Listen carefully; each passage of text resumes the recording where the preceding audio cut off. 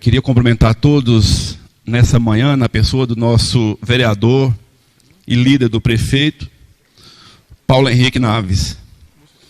Eu gostaria de, essa manhã, fazer uma explanação a referente do nosso trânsito.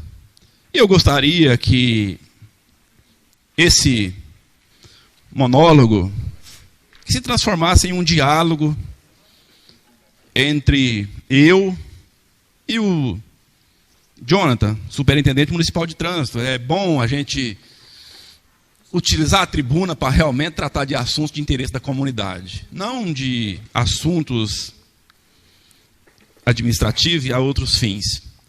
Dizer ao Jonathan, nosso superintendente, que no semestre vindouro, vereador Múcio, estarei muito à disposição para tratar desse assunto. Então, eu queria fazer essa prévia ao nosso superintendente, dizê-lo que precisamos pensar em 3 pontos primordiais, vereador Edivan, vereador Paulo Henrique, vereador Iago.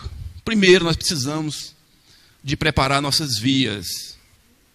Não tem como a gente pensar em trânsito se não pensar em 3 situações: a via, o veículo e os condutores. É uma via que tem que estar de boa trafegabilidade, uma via bem sinalizada, tanto na horizontal quanto na vertical, uma via que traz realmente a segurança para os nossos condutores de veículos.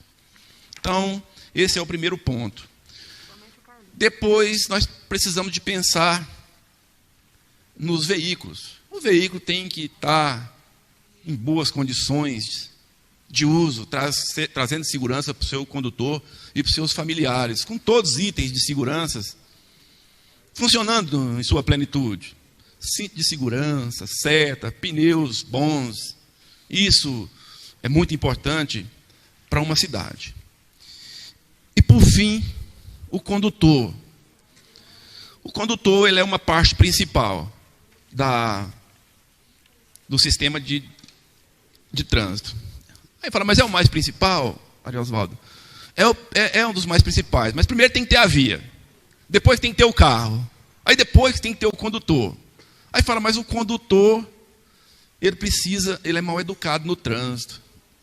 Mas o legislador, quando fez a lei de trânsito, fez o código de trânsito, ele pensou nisso. Ele pensou nisso e pensou assim, eu não vou conceder, vereador Edivan, uma habilitação definitiva para o condutor, não. Eu vou dar uma concessão para ele. A habilitação vai ser dele só enquanto ele estiver cumprindo a lei de trânsito. Portanto, a hora que ele transgride, o Detran vai lá e busca para trás. Fala, não, você não pode mais. Então, ele pensou nisso e eu queria chamar a atenção do nosso superintendente quando falamos de condutor. Não podemos deixar de pensar na educação de trânsito. E aí eu me reporto, superintendente, que a educação de trânsito é o único meio que é compartilhado em todas as esferas. Pensaram nisso, por quê? Se não, é educação em tempo integral.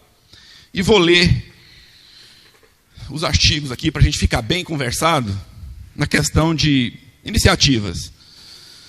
A partir do artigo 74 do Código de Trânsito Brasileiro, da Lei 9.503, onde fala que a educação de trânsito é a única que deve ser compartilhada por toda a administração pública de trânsito e deve ser prioridade. O que o legislador fala, vereador Múcio?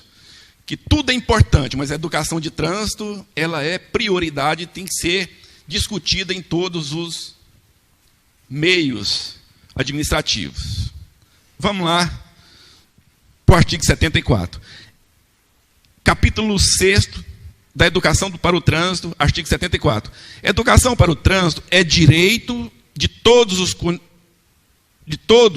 e constitui dever prioritário para os componentes do Sistema Nacional de Trânsito. É obrigatório a existência de coordenação educacional em cada órgão ou entidade componente de Sistema Nacional de Trânsito. Artigo 2º. Os órgãos ou entidades executivas de trânsito deverão promover dentro de sua estrutura organizacional ou mediante convênio o funcionamento de escolas públicas de trânsito nos moldes e padrões estabelecidos. Onde eu quero chegar é que, quando entendemos que Goianésia era uma cidade grande e que precisava de uma estrutura de trânsito, foi-se instituído a SMT no meados de 2007, 2008. E ali precisa-se dessa estrutura para que dê continuidade. Nós temos cidades vizinhas, vamos lá, Barro Alto, Santa Rita e Vila Propício. E aqui em Goianésia nós temos a Ciretran. Essas cidades optaram por não criar uma superintendência. Se quisesse, poderia, mas é uma cidade que talvez o número de veículos traria mais despesas, que seria, mas fica subordinado ao sistema de trânsito do estado de Goiás. Agora nós não, nós optamos por criar a Superintendência Municipal de Trânsito através de lei. E lá nessa lei que foi criada, com suas alterações, tem toda a estrutura organizacional que precisa da implantação da SMT, do seu diretor, do seu superintendente, até as juntas julgadoras das ações praticadas pelos agentes. Então, Jonathan, é um assunto que precisa ser debatido, precisa ser bem explanado, porque não existe trânsito sem educação constante de trânsito. Não adianta nós, na Semana do Trânsito e no Maio Amarelo, chamar a atenção da comunidade. Então nós precisamos de ter uma estrutura de educação de trânsito. E outras estruturas, engenharia de trânsito. Então fica aqui essa minha observação ao nosso superintendente, dizer que precisamos de cuidar desse trânsito da nossa cidade, dizer que trânsito mata mais do que guerra, e é estudos pacíficos. Precisamos de transformar o luto das famílias que perdem seus entes queridos em luta constante para a educação de trânsito. Precisamos entender que a superintendência é uma autarquia e que precisa de ter suas autonomias. O prefeito Leonardo bem disse que o trânsito seria a sua prioridade.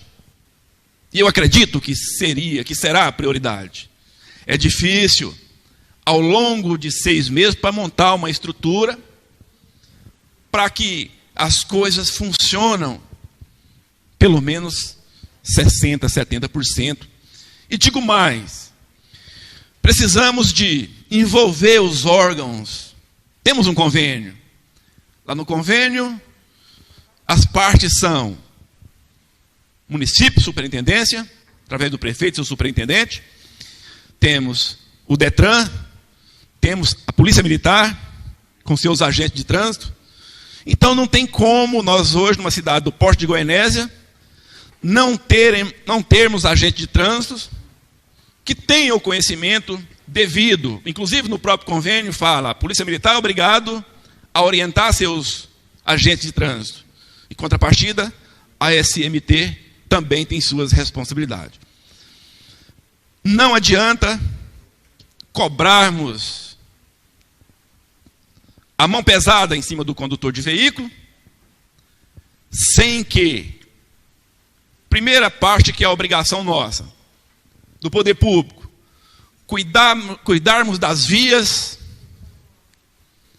que elas sejam precisas nas sinalizações e que sejam de boa trafegabilidade. A educação de trânsito é constante, cedo, meio-dia, de tarde, toda hora a SMT tem que estar ensinando. Não tem um condutor de veículo que sai na rua que não comete uma infração. Não é porque não quer, não. É porque o sistema é muito exigido do condutor de veículo e precisa que ele tenha essa educação constante. Lembrar. Portanto, quando vai fazer a renovação da carteira, tem uma série de documentos que são exigidos. Mas é essas minhas palavras, e dizer que trânsito não podemos pensar sem não preocuparmos com essas três situações: via, veículo e o condutor. Lembrando que a parte do condutor é trazer seu veículo em condição de uso para ele e para sua família.